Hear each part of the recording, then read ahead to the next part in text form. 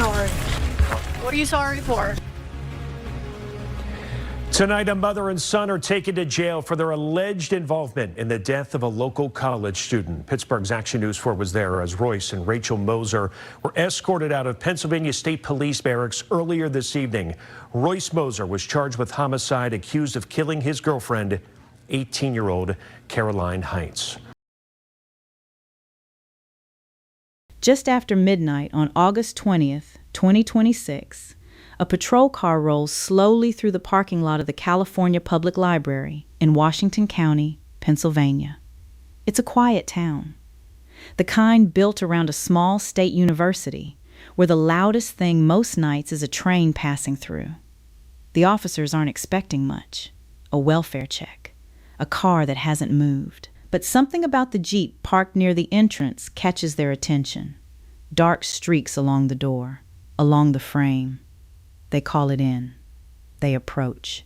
Inside the back hatch of that Jeep Cherokee, they find a young woman, 18 years old, a college soccer player who hadn't even made it to her first week of practice. Her name was Karoline Heintz. 20 hours earlier, she had posted online about how excited she was to join her new team. By the time police found her, her boyfriend had already told his mother what he'd done. His mother had already helped him try to erase it. And within a day, he would tell investigators that something otherworldly was responsible, that a demon had taken over and made him do it. His mother would repeat that same account to police herself. Neither of them expected how fast the truth would catch up to them, or how little that explanation would hold up once investigators started retracing every mile of that night. Welcome to Homicide Room. This is where we go past the headlines on cases like this one. Hit subscribe before we get into it, because you won't want to miss where this story goes. To understand what was lost on August 19th, 2026, you have to understand who Karoline Jordan Heintz was before that night, because almost everyone who knew her describes the same person in the same terms without needing to compare notes. She grew up in McMurray, Pennsylvania, a community in Peters Township, Washington County. The kind of suburbs south of Pittsburgh where kids grow up playing travel soccer, where a Friday night in the fall means a packed high school stadium, and where the local youth sports leagues double as the town's social calendar. It's a close, tightly wound community. Everyone seems to know a version of everyone else's kid. Karoline was one of the kids everybody knew. She graduated from Peters Township High School in the spring of 2026. One class ahead of the fall, she was supposed to start college. By every account from teachers, coaches, and teammates, she wasn't just well-liked in the ordinary high school sense. She was the kind of person whose presence organized a room. People didn't just enjoy being around her. They built plans, teams, and friendships around the fact that she'd be there. Her longtime club coach, Tyler Hamstra, who worked with her for years through Victory Soccer Club, put it simply when he spoke about her after her death. If the world had several Karolines, it would be a much more caring and loyal place. She was who we should all drive to be. That's not the kind of thing coaches say about every player. It's the kind of thing said about someone who mattered beyond the scoreboard. On the field, Karoline played defender, the position that rarely gets the glory, the goals, the highlight reels, but the one that requires the most discipline, the most awareness, the most willingness to do the unglamorous work that makes everyone else's job easier. She wore number 57 for years with Victory Soccer Club, working her way up through the program until she became team captain. Captains aren't chosen for talent alone. They're chosen because teammates trust them, because coaches believe they'll hold a locker room together when it matters. Karoline held hers together for years. When it came time to take the next step, she didn't have to look far. She signed a national letter of intent to play soccer at PennWest California, Pennsylvania Western University's California campus, about 40 minutes from where she grew up. It wasn't just a scholarship. It was the culmination of a decade of early mornings, travel tournaments, and a childhood built around a sport she loved turning into an actual college career. She moved into campus housing in August 2026. She joined the Vulcans roster as a freshman defender. Her college coach, Pete Curtis, would later describe her, even in the shock of the days that followed, as a sweet, beautiful soul. Not a talented player who happened to be nice. A soul. The kind of word coaches reach for when the loss goes deeper than a roster spot. By every visible measure, Karoline Heintz was exactly where she was supposed to be in the last week of August 2026. New team, new campus, new chapter of a life she had spent years building toward. She also had a boyfriend. His name was Royce Moser. He was 18 as well, from Canonsburg, a town not far from her own. He wasn't a PennWest student. He wasn't headed to college that fall at all. Their paths, in the most literal sense, were about to diverge. She was stepping into a structured, demanding life of practices, classes, and a locker room full of new teammates. He wasn't. On the evening of August 19th, the two of them were supposed to have a conversation about exactly that, about what their relationship looked like now that her life was about to look nothing like his. Back on campus, Karoline's side of a shared dorm room sat exactly as she'd left it that afternoon, half unpacked, waiting for a roommate who would spend the following days learning what had happened to the person she'd been looking forward to living with. A soccer bag by the door, a schedule printed out and taped to the wall, practice times circled for a season she would never play a single minute of. She would never make it back to that room that night. Wednesday, August 19th, 2026, started like an ordinary evening. Karoline spent it with her family, back at her father's home in Peters Township. One of the last nights before her college schedule would take over completely. According to her father, Karoline Heintz, she left the house around 9:30 p.m. The plan, as she told her family, was simple. A quick stop at Target, then back to campus housing at PennWest for the night. Nothing unusual. Nothing that would have raised a single flag. But her father had access to her phone's location. And when he checked it later that night, the route didn't match the plan she'd described.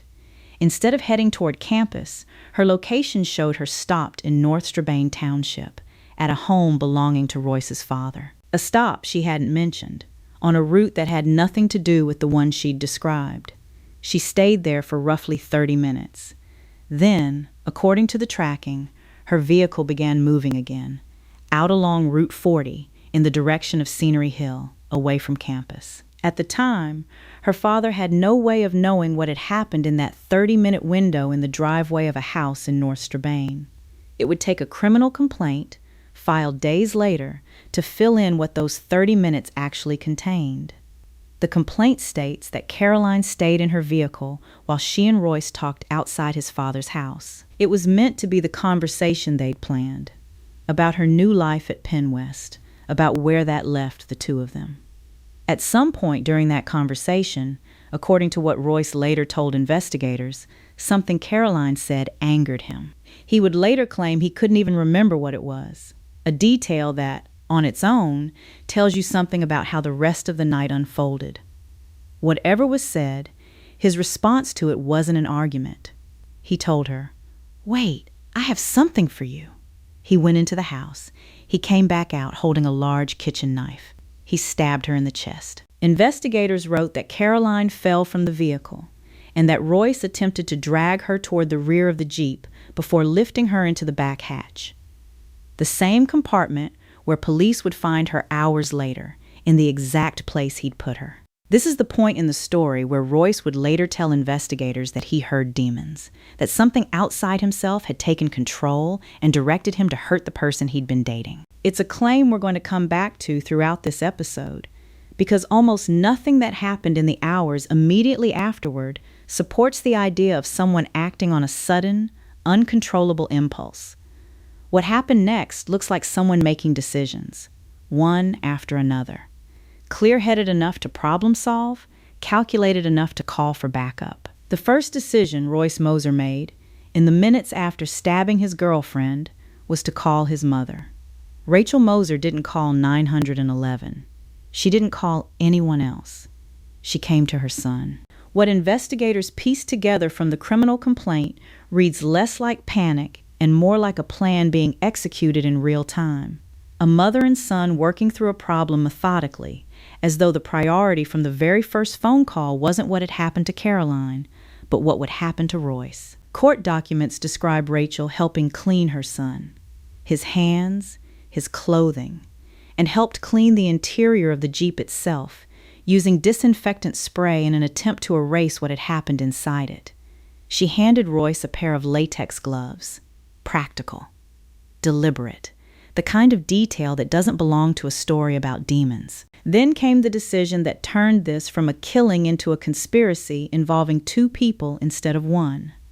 Royce got behind the wheel of Karoline's Jeep Cherokee, her body still in the back hatch, exactly where he'd placed her, and began driving it toward California Borough, back in the direction of the PennWest campus. Rachel followed close behind, the two of them moving together through the dark, mile after mile, toward the town where Karoline was supposed to have started her college soccer career less than a week later. They left the Jeep in a lot on Wood Street, near the California Public Library, a public, visible location, walking distance from the campus where Karoline's teammates and new classmates were asleep in their dorms, with no idea what had happened just blocks away.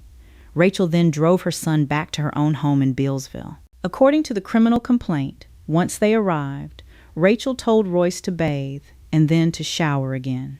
He changed out of the clothes he'd been wearing. The knife used in the stabbing went into a garbage bag left outside the house. For those few hours, between the stabbing and the moment police were called, it must have felt to both of them like the story was still theirs to control. Like a version of events could be built, cleaned, folded up, and put away along with the clothes and the knife. It wasn't. Because while Rachel and Royce were working through their cleanup in Bealsville, a family 40 minutes away had already started asking questions neither of them had accounted for. Karoline never checked in. For most families, a missed text or an unanswered call late at night doesn't automatically mean something is wrong. But Karoline's family knew her patterns. They knew what back at the dorm was supposed to look like, and how long it should have taken her to get there from a stop at Target.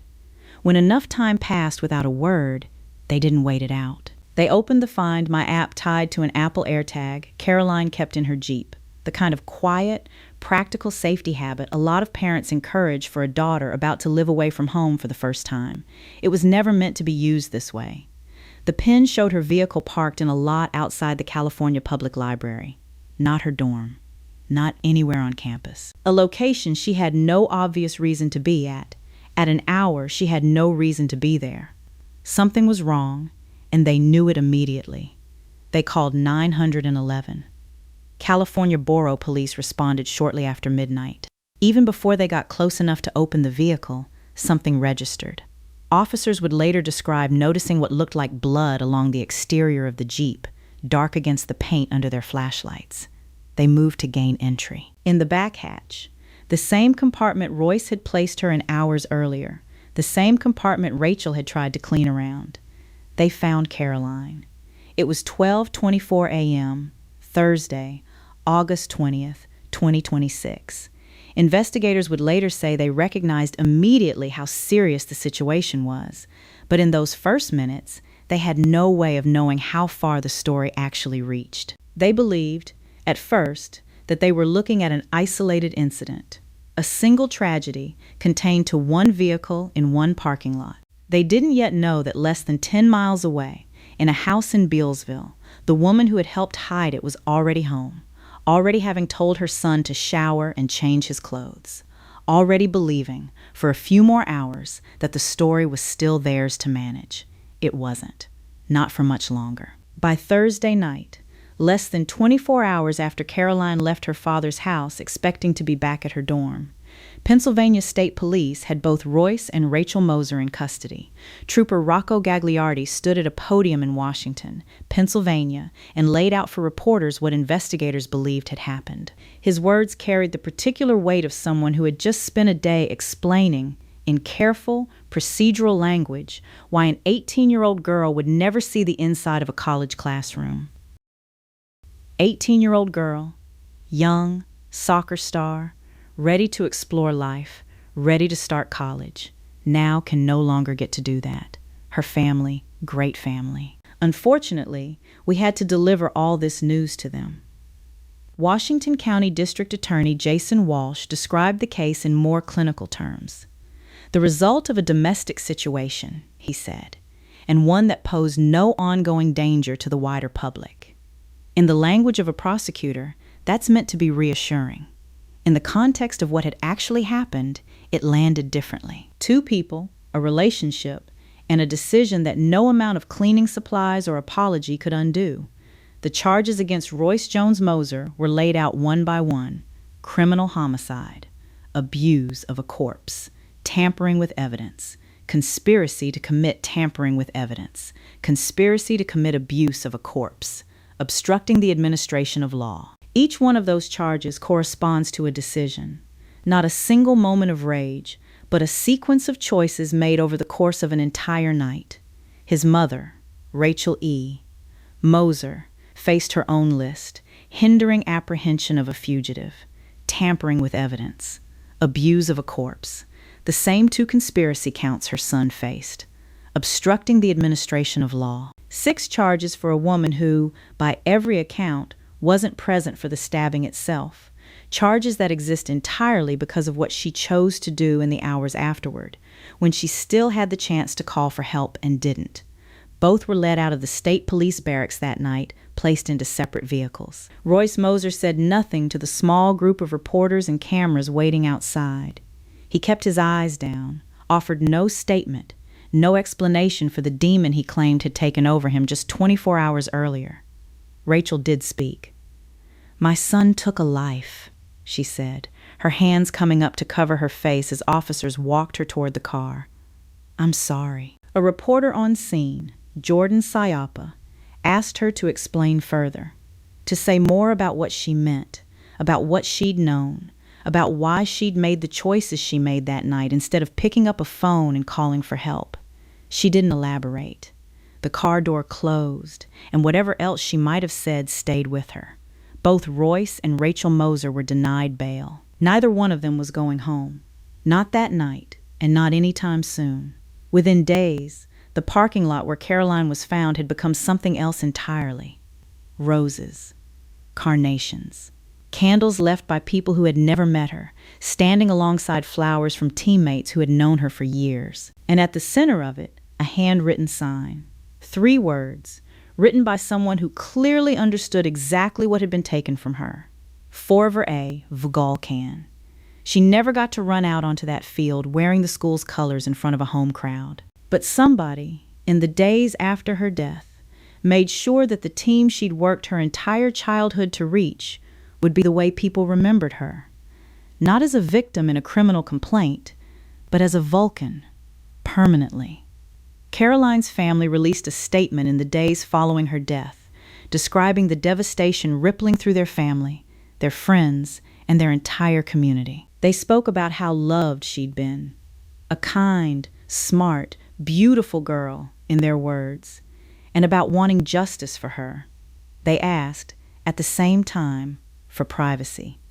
They didn't get much of it. By the time their statement went out, the story had already spread well past Washington County, picked up by national outlets, discussed by strangers who had never set foot in McMurray or Peters Township or California, Pennsylvania, drawn in by the specific, almost unbelievable cruelty of the demon excuse and the image of a mother helping her son hide what he'd done. PennWest California released its own statement, calling her death heartbreaking and describing her as a first-year student athlete whose brief time on campus had already touched the people around her. The Pennsylvania State Athletic Conference observed a moment of silence at its member events in the days that followed, a small, formal gesture for a life that was supposed to be just beginning its next chapter.